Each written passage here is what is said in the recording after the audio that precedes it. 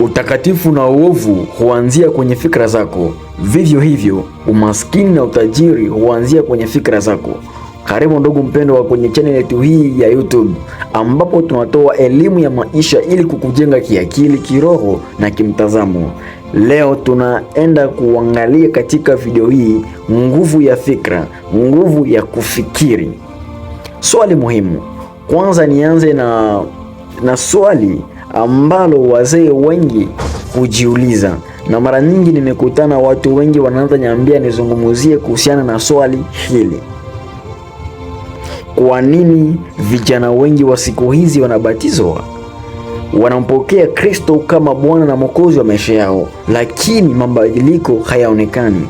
Ni kwa sababu gani? Kijana kama alikuwa mnywaji wa pombe, anaendelea kunywa pombe kupitiliza kiasi. Kama kijana alikuwa msharati, anazidi na anaendelea kuwa hivyo hivyo. Kama alikuwa mzinifu, bado anabaki vile vile katika hali hiyo hiyo. Kwa nini? Je, ubatizo wa leo hauna nguvu? Je, damu ya Kristo haifanyi kazi tena? Je, Roho Mtakatifu ameishiwa nguvu ya kumbadilisha mtu? Nadhani hapana. Nguvu ipo. Mabadiliko yanawezekana. Tatizo halisi, shida sio ubatizo, shida sio Mungu, wala shida sio Roho Mtakatifu. Tatizo liko hapa. Wengi wanabatizwa lakini hawafundishwi kubadili fikra zao. Na hili somo ni muhimu sana, ingawa mashuleni hawafundishi somo hili linalolenga kuhusiana na fikra au mtu kubadilisha fikra zake. Hata pia makanisani hivyo hivyo, watu hawafundishwi nguvu ya kufikiri, namna vile mtu anaweza kubadili fikra zake. Kumbuka, kila kitu kinaanzia kwenye fikra. Ndiyo maana hapo mwanzoni nilisema utakatifu na uovu huanzia kwenye fikra. Utajiri na umaskini pia huanzia kwenye fikra. Maisha yanafuata mzunguko huu. Mawazo huleta hisia, hisia huleta vitendo, vitendo huleta matokeo. Kwa hiyo kama fikra hazijabadilika, hata matokeo hayatabadilika. Kwa nini wengi hawabadiliki? Vijana wengi wanabatizwa, lakini wanazidi na kuendelea na fikra zile zile za mwanzoni au za zamani. Ndani hawajabadilika. Ndio maana hata nje hawaonekani kubadilika. Kumbuka, nje ni matokeo ya vile mtu alivyo ndani. Ukweli ni huu, unakuwa kile unachokiamini, unakuwa kile unachokifikiria mara kwa mara. Kama unataka kubadilisha maisha yako, anza kubadilisha fikra zako, kwa sababu mabadiliko ya kweli huanzia ndani, ndipo yanaonekana nje. Sasa nini kifanyike? Hasa nimeleta namna ya kubadili fikra mbaya kuwa takatifu, au kutoka katika fikra hovu na kwenda katika fikra takatifu. Moja, tambua na ukubali fikra zako. Huwezi kubadili kitu usichokitambua au kukijua. Jiulize, nafikiria nini mara kwa mara, au nafikiria nini mara nyingi? Mawazo yangu yanaelekea wapi? Je, kwenye uovu au kwenye mema? Hii ndiyo hatua ya kwanza, kujichunguza ndani yako. Nini unachokifikiria? Ni mazuri au mabaya? Ni uovu au utakatifu? Pili, ijaze akili yako neno la Mungu. Yaani jitahidi uwe mtu wa kusoma sana neno la Mungu. Fikra hazibadiliki kwa kuziacha tupu. Maana unapobatiziwa ni kama vile unakuwa na nafasi ambayo iko wazi. Hasa hiyo nafasi inahitaji ipate kitu kipya. Ndio hivyo, ndio maana nimesema fikra hazibadiliki kwa kuziacha tupu, zinabadilika kwa kujazwa kitu kipya. Soma Biblia kila siku, soma vitabu tofauti mbalimbali. tafakari. Usisome tu, elewa zaidi. Kariri mistari yenye kujenga maisha, yaani kuwa mtu mwenye tabia ya kupenda kujifunza Biblia, kusoma neno na kariri mistari yenye kujenga maisha. Neno la Mungu linafanya kazi ya kusafisha akili yako taratibu taratibu. 3, linda unachokiingiza akilini. Kila unachoona na kukisikia na kukihisi na kukiamini hujenga fikra zako. Epuka video chafu, ikiwemo ni pornografia, ikiwemo ni picha chafu, ikiwemo ni muziki zisizokuwa na maadili mazuri. Ndo hivyo kabisa. Maana mazungumzo yanachochea uovu, marafiki wanaokuvuta chini. Ukajikuta katika mazingira au marafiki ambao wanapenda kuongelea mambo ya zinaa, mambo ya kiovuovu, epuka wale marafiki na ungali mapema, maana unakuwa kile unachokifikiria, unachokiongea, unachokiona na unachokihisi ndani yako. Ukilisha akili uchafu, utavuna fikra chafu. 4, badilisha fikra kwa makusudi. Usijaribu tu kuacha kufikiria uovu, badala yake uweka fikra mpya. Mfano, fikra ya tamaa ikija mara nyingi, fikiria juu ya utakatifu. Fikiria, je, hapa siendi kinyume na Mwenyezi Mungu? Fikra ya kukata tamaa, fikiria juu ya tumaini. Fikra ya kushindwa, fikiria ushindi. Hii ni vita ya makusudi ndani ya akili. 5, omba na umuombe Roho Mtakatifu akusaidie. Huwezi kupambana peke yako. Omba kila siku kuhusu fikra zako. Muombe Mungu akusafishe ndani. Ruhusu Roho Mtakatifu akuongoze. Nguvu ya kubadilika ipo, lakini lazima uishirikishe. Ni lazima uweze kumshirikisha Roho Mtakatifu, umuoneshe kwamba unahitaji kuweza kubadilika. 6, rudia mara kwa mara.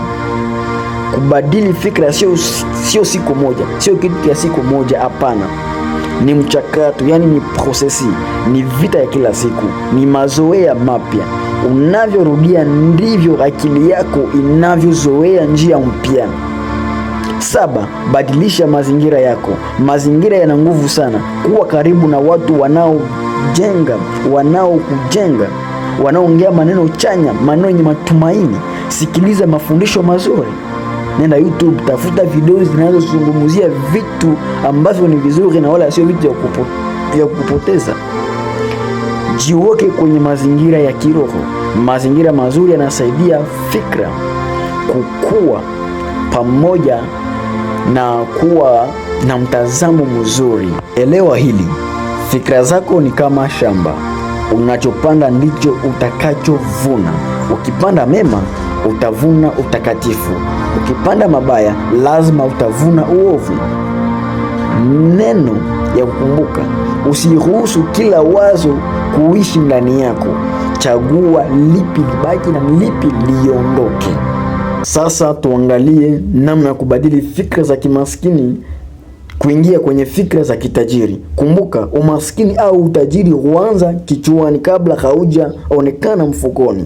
1, tambua fikra za kimaskini ndani yako. Zijue fikra za kimaskini ndani yako. Kwanza zikamate. Fikra za kimaskini huwa kama hizi. Kwa mfano, siwezi kufanikiwa kwa sababu baba yangu hajanipeleka shuleni, au baba yangu hajanisaidia, au mjomba wangu hajanisaidia. Pesa ni ngumu kuipata, au pesa leo hii hazionekane. Sisi familia yetu ni maskini, hivyo na mimi nitakuwa maskini. Sistahili kufanikiwa. Matajiri wote wataenda motoni. Kuwa maskini ni mapenzi ya Mungu. Matajiri ni watu wabaya. Ukiziacha hizi fikra ziishi ndani yako, zitakuwa ukweli wako katika maisha yako. Yaani, ukiziacha hizi fikra ziishi ndani yako, zitakuwa ukweli wako. 2, badilisha imani zako. Fikra zako zinatokana na kile unachokiamini. Yaani fikra zako zinatokana na kile unachokiamini. Anza kusema mimi naweza kufanikiwa, nastahili kufanikiwa. Kuna fursa nyingi duniani, pesa ziko nyingi za kutosha. Utajiri unawezekana kwa juhudi na maarifa. Kumbuka siku zote unakuwa kile unachokiamini na unachokifikiria. Ni kweli matajiri wote sio wamefanikiwa kwa njia sahihi. Kuna wengi ambao wamefanikiwa katika njia za kimungu kabisa, na kuna wengi ambao wamefanikiwa katika njia zisizokuwa sahihi. Kwa hiyo inawezekana umche Mungu, umwabudu Mungu na uwe tajiri. Inawezekana kabisa. Inawezekana umche Mungu, umwabudu Mungu na uwe tajiri. Inawezekana. Na unaweza kuwa unamwabudu Mungu, unafanya vyote vya ibada, lakini unakuwa maskini. Lakini mojawapo itatokana na imani zako kwa Mwenyezi Mungu. Ukiamini kwamba umaskini ni sehemu ya maisha, au umaskini ni mapenzi ya Mungu kwako, basi ni hivyo hivyo, maana unakuwa kile kitu unachokiamini. Kumbuka siku zote imani iko hivi, inafananishwa na hivi. Ni kama vile wakati unahitaji kwenda kununua kitu sokoni, unaenda na pesa mkononi. Ndio hivyo hivyo, ukitaka kupata kitu kwa Mwenyezi Mungu lazima uweze kuwa na imani. Yaani imani ndiyo inayouza kitu katika mbingu. Kwa hiyo kitu cha msingi ni imani. Ndio maana Kristo au Bwana Yesu katika mafundisho yake alilenga kuonesha kwamba imani ni kitu muhimu, na imani ni kitu cha msingi. Na imani haijalishi mtu anayemcha Mungu au asiyemcha Mungu. Ndio maana utakutana mtu amwabudu Mungu lakini anafanikiwa, ana imani za kwake, ana imani kwamba anaweza kufanikiwa na anafanikiwa. Na wewe kama uko mcha Mungu lakini huna imani kwamba unaweza kufanikiwa, ni hivyo hivyo kabisa. Maana imani zako zinaweza kukufungia au kukufungulia kuweza kufanikiwa. Utajiri unawezekana kwa juhudi na maarifa. Unabadilisha mwelekeo wa maisha yako kwa kubadili unachokiamini. 3. Jifunze maarifa ya fedha na mafanikio. Yaani nunua vitabu mbalimbali vinavyolenga kuhusiana na elimu ya fedha. Elimu hii haipelekwi shuleni. Elimu hii huwezi kuipata shuleni. Elimu hii unaipata kwa kutafuta vitabu mbalimbali, na lazima utatumia pesa kuweza kuvinunua ili uweze kuvipata. Tafuta maarifa. Ndio maana Biblia inasema wanangu wanaangamia kwa kukosa nini? Maarifa. Sio kwa kukosa pesa, hapana, kwa kukosa maarifa. Fikra za kitajiri zinajengwa na maarifa ya kitajiri, maarifa ya mafanikio. Jifunze kuhusu biashara, jifunze kutumia pesa vizuri, jifunze kuwekeza hata kidogo kidogo. Utajiri sio bahati, ni maarifa na nidhamu. Ni maarifa na nidhamu. 4. Badilisha unachotazama na kusikiliza. Akili yako inakula kile unachoilisha. Epuka video ya kukatisha tamaa mara nyingi, watu wanaolalamika kila wakati. Chagua mafundisho ya mafanikio, ushuhuda wa watu waliotoka chini wakaendelea. Tafuta vitabu vinavyohusishwa watu waliofanikiwa, visome uvielewe. Maana waliofanikiwa wengi, sasa mabilionea wengi, asilimia kubwa ni watu waliotoka katika familia maskini na wanamcha Mungu na wamefanikiwa. Na kuna vitabu mbalimbali ambavyo wameviandika, na hiyo vitabu unaweza kujifunza. Kumbuka mtu anajifunza kupitia vitu viwili, kupitia uzoefu, experience yako ulioipitia wewe, na njia ya pili ni kujifunza kupitia waliofanikiwa. Sasa waliofanikiwa wameandika vitabu, ni kwako sasa kutafuta hivyo vitabu uweze kujifunza kupitia uzoefu wao. Kuna vitu maalum utaweza kuvipata. Hii itaanza kujenga picha mpya ndani yako. 5. Anza kufikiria suluhisho, si matatizo. Fikra za kimaskini huangalia matatizo, fikra za kitajiri huangalia suluhisho. Badala ya kusema hakuna kazi, sema naweza kufanya nini ili nipate kipato. Hapa ndipo ubunifu unaanza. 6. Chukua hatua ndogo ndogo kila siku. Fikra mpya lazima ziambatane na vitendo. Anza biashara ndogo, jifunze ujuzi mpya, weka akiba hata kidogo kidogo. Hatua ndogo leo, matokeo makubwa kesho. 7. Jizungushie watu sahihi. Watu unaokaa nao wanaathiri sana fikra zako. Wanakujenga kifikra au wanakubomoa kifikra. Tafuta watu wenye malengo makubwa. Epuka wale wanaodharau mafanikio, wale wanaosema kwamba haiwezekani, wale wanaofurahia umaskini. Waepuke wale watu. Ukikaa na watu wa juu kimawazo, na wewe unapanda kimawazo. 8. Muombe Mungu akupe hekima. Utajiri wa kweli hauji kwa nguvu tu, unakuja na hekima. Omba mwelekeo, omba nidhamu, discipline, omba akili ya kuona fursa mbalimbali. Hii inakupa usawa kati ya kiroho na kimwili. Mwisho kabisa, fikra za kimaskini husema haiwezekani. Fikra za kitajiri husema inawezekana, nitatafuta njia. Hali ulionayo leo si mwisho, ni matokeo ya fikra zako za jana. Badili fikra za leo, ubadilishe kesho yako. La kuelewa pala muhimu ni lipi? Unaweza kumcha Mungu, unaweza kumwabudu Mungu kisawasawa na duniani ukafanikiwa, ukawa bilionea, ukawa tajiri mkubwa. Inawezekana, maana ndio mapenzi ya Mungu, wewe kuwa tajiri, kuwa bilionea, kuweza kuwa msaada kwa watu, kuwa baraka katika maelfu ya watu wanao kuzunguka, na mbinguni ukaingia kabisa. Na unaweza kuwa maskini kupitia imani zako potovu, na mbinguni ndio ukaingia, lakini hapa dunia utahenyeka, utapigika na maisha kisawasawa.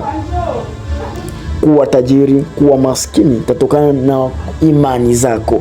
Ni kipi unachokiamini na ni kipi unachokifikiria? Ukiamini kwamba Mungu anaweza kukuinua, anaweza kufanikisha ukawa tajiri, basi inawezekana. Nikutakie kila laheri, maisha yenye amani, mafanikio na baraka na utele na afya njema. Kumbuka kuwainua wengine, kumbuka kuwasaidia wengine katika mafanikio utakayo yapata. Asante kwa kunisikiliza mwanzo hadi mwisho.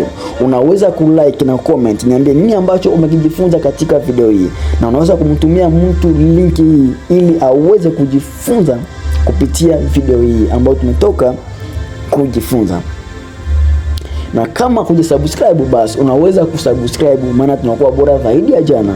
Kila siku tunaweka video mpya ili endelee kujenga kiakili vile vile na kiroho. Kumbuka, ndoto yako inawezekana.